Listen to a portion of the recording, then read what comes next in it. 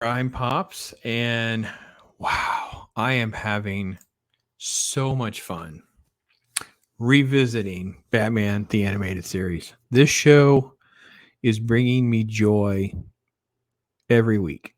So this video is just to give you a little take on episodes 3 and 4, so season 1, the introduction of Man Bat, the introduction of Mr. Freeze. The next two, I did a Catwoman video, links in the description, playlists in the description, that kind of stuff. The show holds up so well.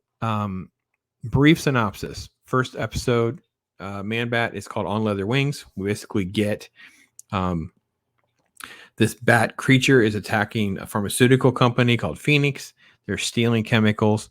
The police witness pieces of this and the testimony of a guard that gets injured, and they think it's Batman. You get the introduction to Harvey Bullock. You get the introduction to Harvey Dent. You get jokes flying around, and Batman is to blame, right?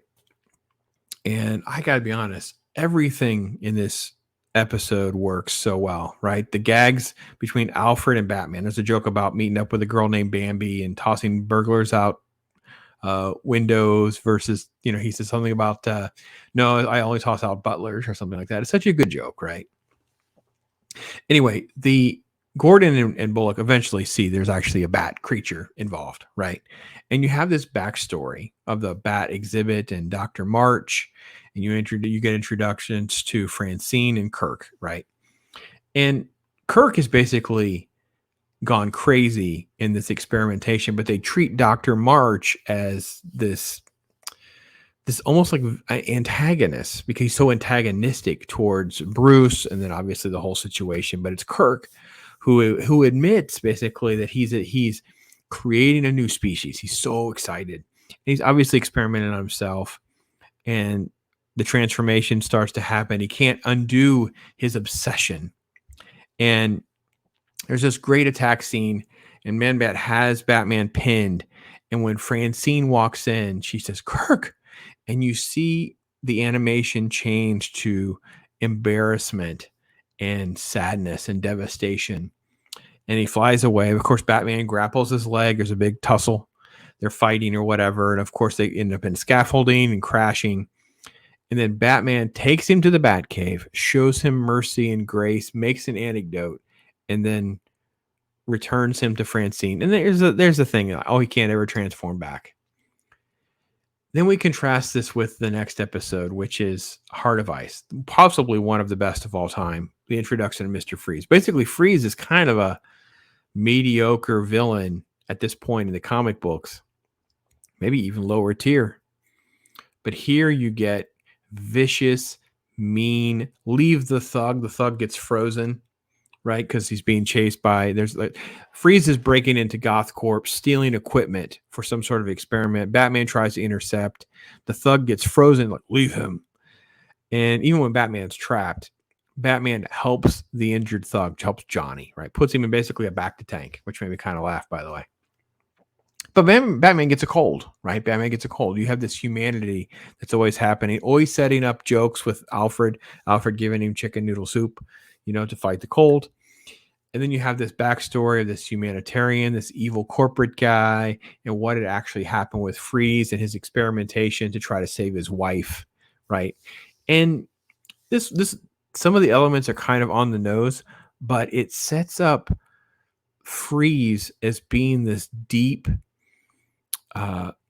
wronged person who's doing whatever he can to try to have some hope, to try to have a chance of saving the woman that he loves. Obviously, there's this ice cannon that he's made. And of course, Batman is trying to get all this information. He basically gets all of the information on this, corporate crony and the corruption of what happened with Nora and Victor. And Ferris is basically like a crazy person, right? And when the explosion goes off with this ice and transforms him, you have this whole backstory that's done in this video. So it's another way of doing it without having to just keep repeating itself, right? Now, of course, there's also like the great line, right? This is the emotions, like I'm frozen dead in me. Like you have these little lines and Freeze is really willing to kill everyone to get his revenge. He's doing anything he can to make sure that he gets his way. I will say that they do a great job of doing all of this and setting this up before obviously the chicken noodle soup is used to take out Victor.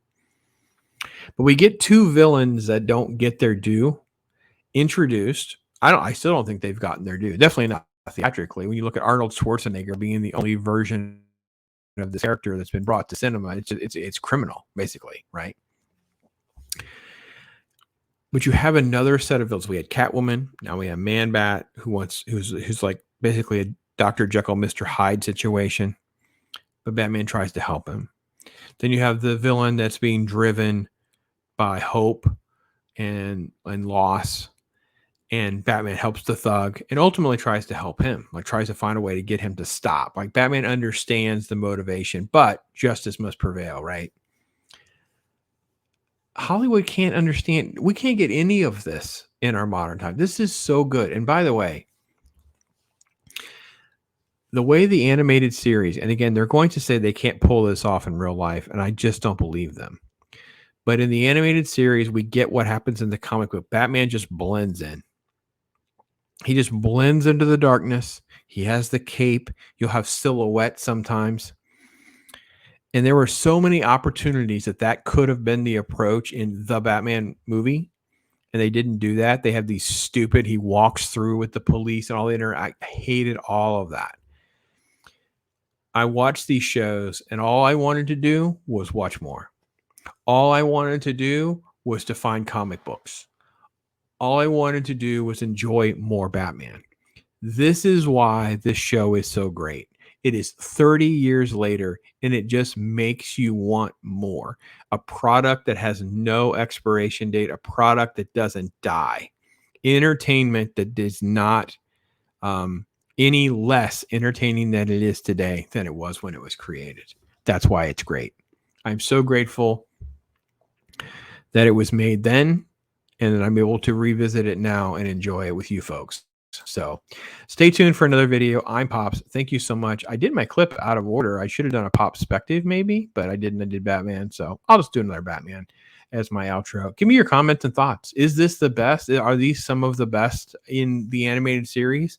Because I think the Freeze one is probably in contention of being one of the best.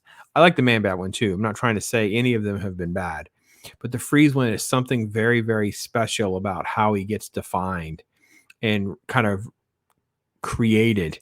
This is the definitive new Mr. Freeze at this point. So anyway, your thoughts are welcome. That's for sure. I'm Pops.